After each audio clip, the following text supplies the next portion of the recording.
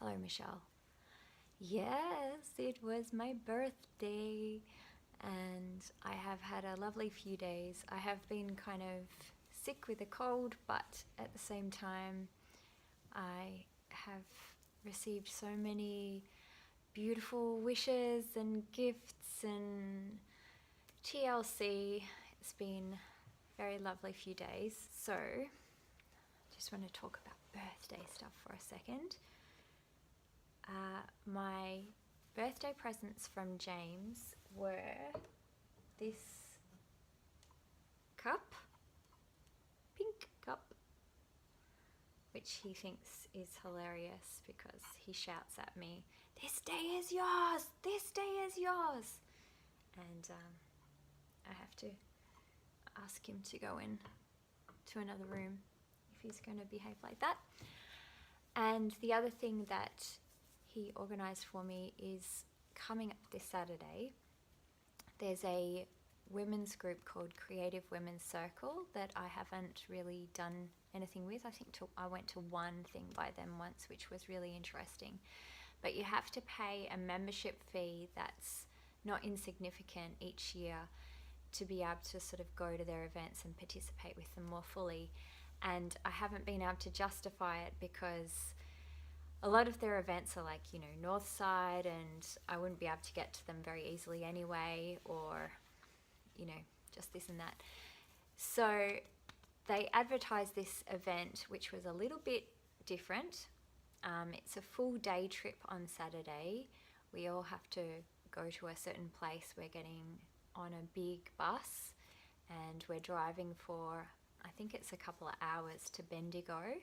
And we're going to the Bendigo Art Gallery where there's a Marimekko exhibition.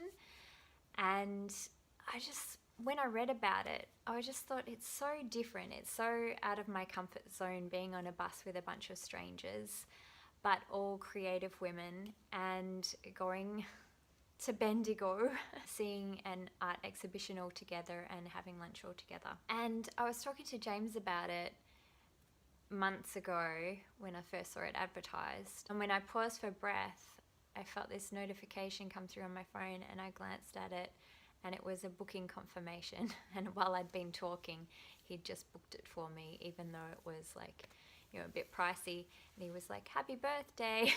So that was really sweet. Yeah, I do feel a bit uncomfortable about how it's coming up, and I'm gonna have to go and do this thing that I have no idea what it's gonna be like, but I very, very rarely these days do anything out of my comfort zone, so why not? My parents also very generously gave me something that I was talking about with them and debating whether or not I should do and whether or not I could justify the cost, etc. So it's just a local college are putting on a Adobe Illustrator class. It goes for 2 full days, and it's one program that I haven't felt very comfortable in.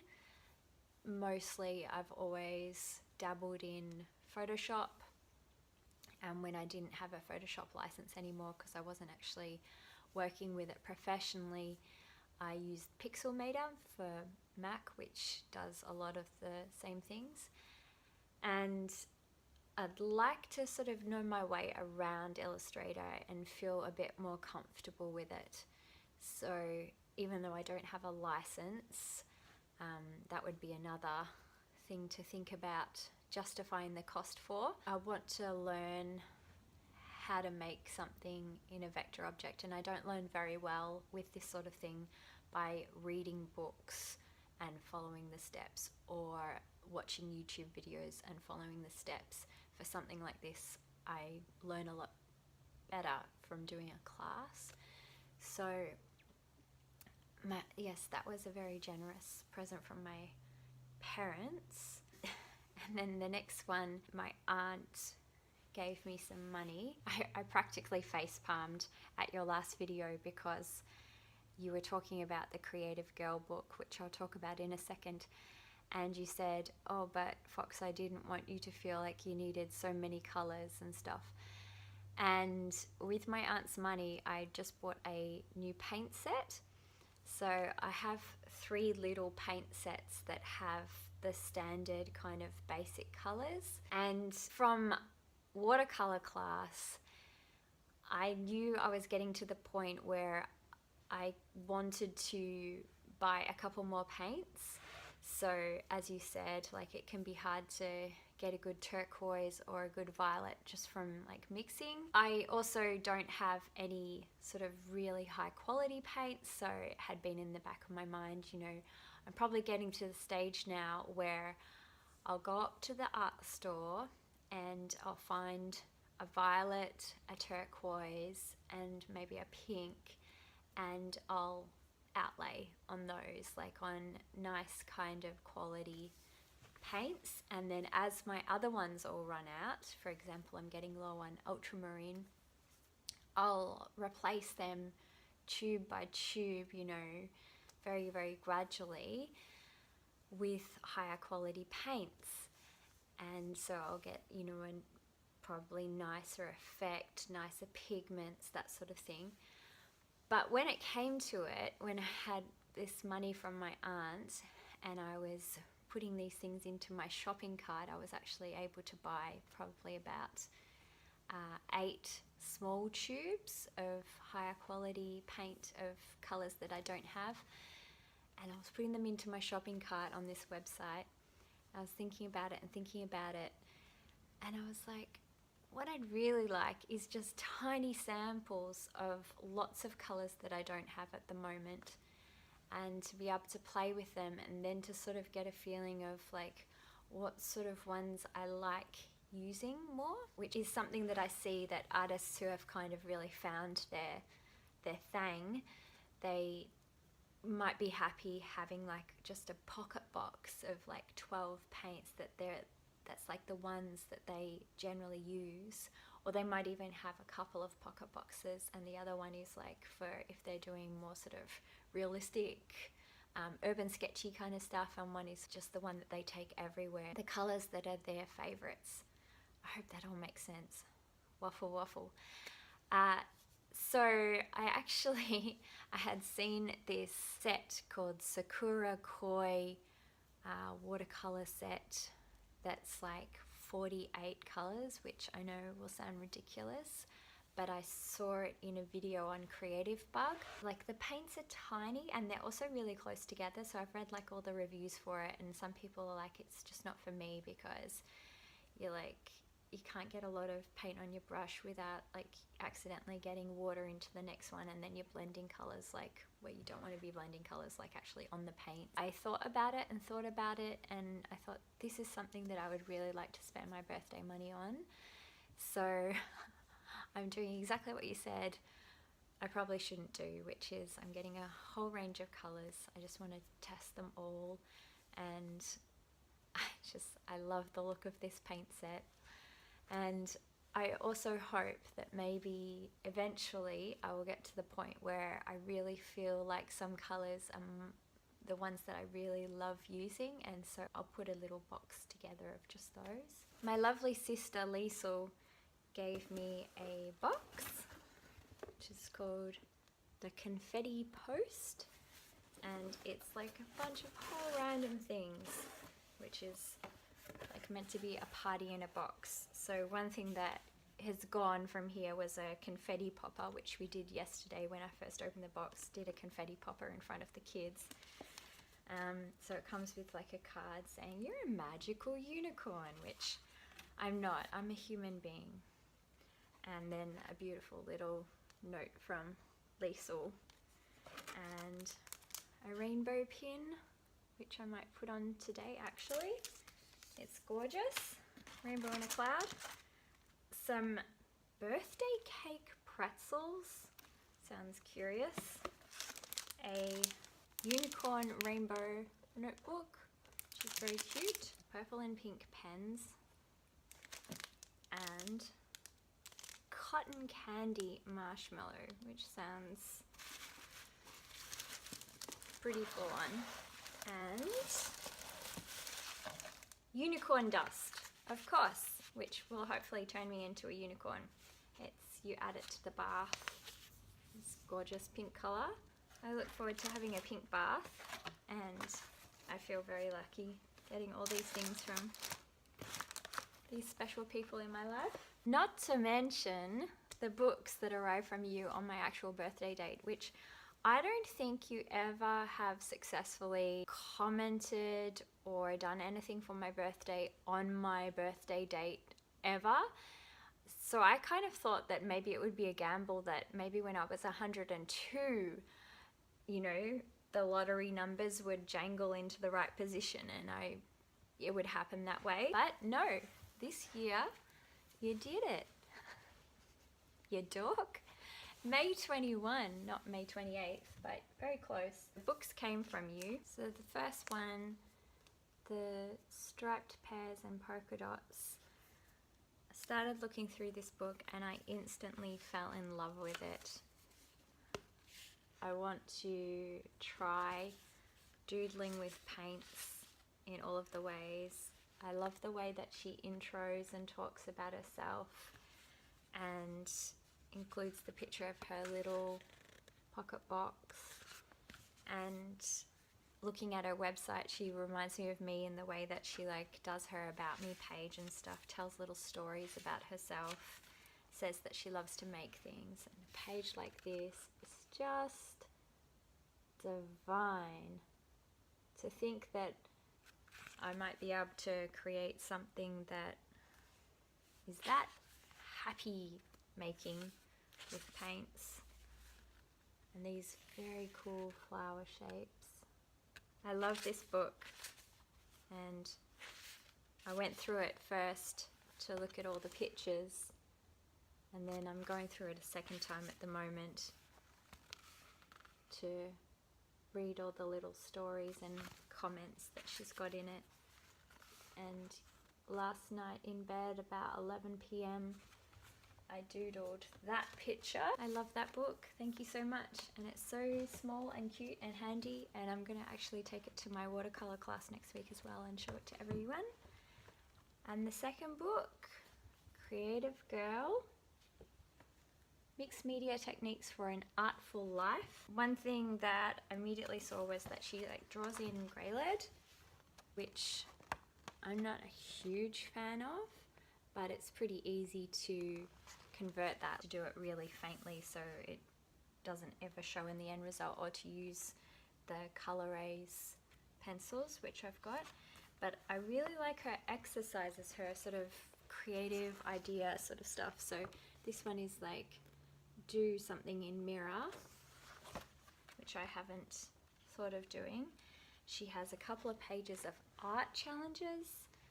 So it tells you to do something while listening to a certain kind of music and using maybe like a certain color or something, which I think is lovely.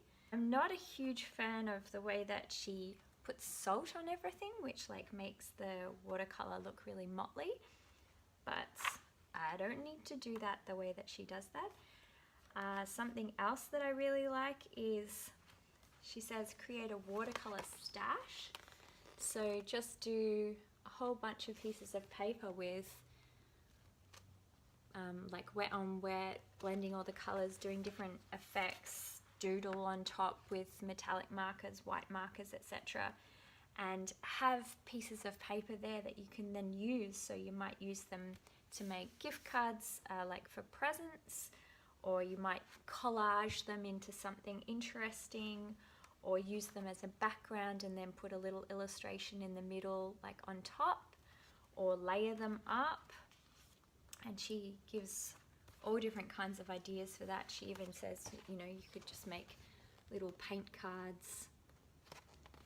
She's put them on like little key rings so she can see like what her colors are and what happens when colors blend with colors, and write notes on the back of the little cards. Lots of ideas in here, and I'm also going to take it to watercolor class next week. Thank you so much for both of those books. I think you say Kirsten Sevig, like I looked up a YouTube video about another person with the surname Sevig, and I think that's maybe how you pronounce it. But if Peggy is watching, she will know because she is currently living in Sweden, and I think she will know. Last, I'm going to put the video for the May Art Challenge here. I chose a photo of licorice all sorts. I just felt like trying to do that, and I wanted to make the colors like really juicy and delicious. And to begin with, I think I put them down too weakly, and my shapes were all wonky and stuff, but I expected that anyway because I'm not fantastic with shapes. But I added a bit more paint, another layer, like to some of the zhuzhi colors last night. So at the end, I'll just show a photo of like where it is now. And I'm quite happy with it. Like, I've still got so much to learn, and I like where it's at.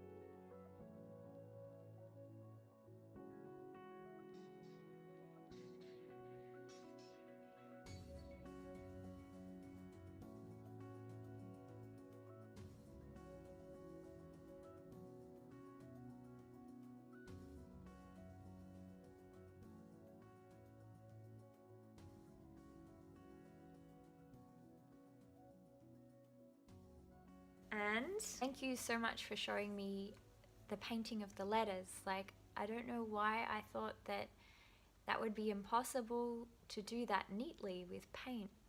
It's just so cool seeing you do it and just going back over with the paintbrush in the other direction from, yeah, to get it exactly right.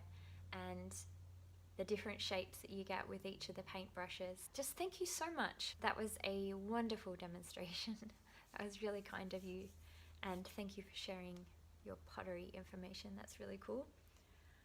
And my question for this week is, what do you do with huge computer files? Because like these videos, the original files are huge, and then when you create the videos like in a video editing program, those files are huge as well. So it like completely takes up my hard drive. So I like move all the files off onto a little portable hard disk, but then, you know, what happens if that breaks? What are you doing with all your huge files? Like, you would also probably have huge graphics files and stuff from various bits and bobs? Or do you just have like an immensely huge hard drive on your computer? Is that a bit personal? I love you, bye. I love you, bye. I love you, bye. I love you, bye.